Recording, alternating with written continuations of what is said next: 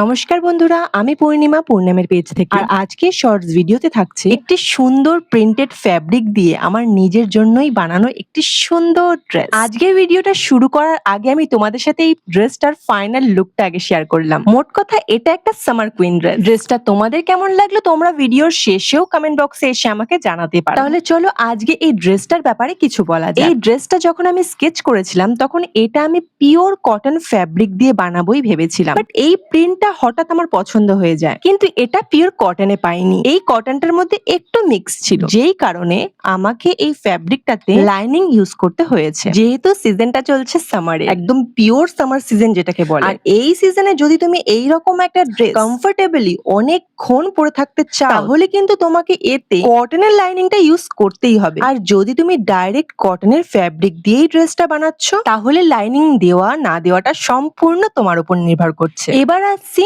ড্রেসটার ডিটেইলিং। ড্রেসটার আপার পার্টটাকে আমি মধুবালা প্যাটার্নে বানিয়েছি। নরমাল চাইলে বানানোই যায়, কিন্তু নরমাল এইরকম ওয়ান পিস আমরা কতই না বানিয়ে থাকি। হাতাটাকে 3/4 রেখে তাতে সামান্য কুচি অ্যাড করে হাতাটাকে আমি একটা সাবেকিয়ানা লুক দিয়েছি। ওয়ান পিসটার আপারটাকে আমি মধুবালা প্যাটার্ন দিয়েছি বটে, বাট মাঝে একটা মধুবালা প্যাটার্ন ব্লাউজের ট্রেন্ডিং একটা লুক চলছিল ডোরি সিস্টেম, সেটাকেও আমি এখানে অ্যাড করেছি। মানে একসাথে অনেকগুলো ডিজাইন আমি এতে দিয়েছি। আর হ্যাঁ, এই ওয়ান পিসের লোয়ার পার্টটা যদি আমি ডিটেলস বলতে যাই তাহলে ব্যাপারটা হলো যে এই লোয়ার পার্টটাকে 90 ডিগ্রি অ্যাঙ্গেলে কেটে তারই নিচে দুটো লেয়ার কুচি দিয়ে অ্যাড করা হয়েছে। এবার লেয়ারের লেন্থ কতটা রেখেছি সেটা কিন্তু তোমার হাইটের উপর ডিপেন্ড করবে। তাহলে এই সামারে এইরকম একটা সুন্দর ড্রেস বানিয়ে যে কোনো অকেশনে পরে যদি তুমিও নিজেকে সামার কুইন হিসাবে দেখতে চাও তাহলে কিন্তু এই ভিডিওটাকে সেভ করতে হবে, প্যাটার্নটাকে ফলো করতে হবে, আর এইরকম ছোট ছোট ইনফরমেশনের জন্য পেজটাকেও ফলো করে রাখতে হবে।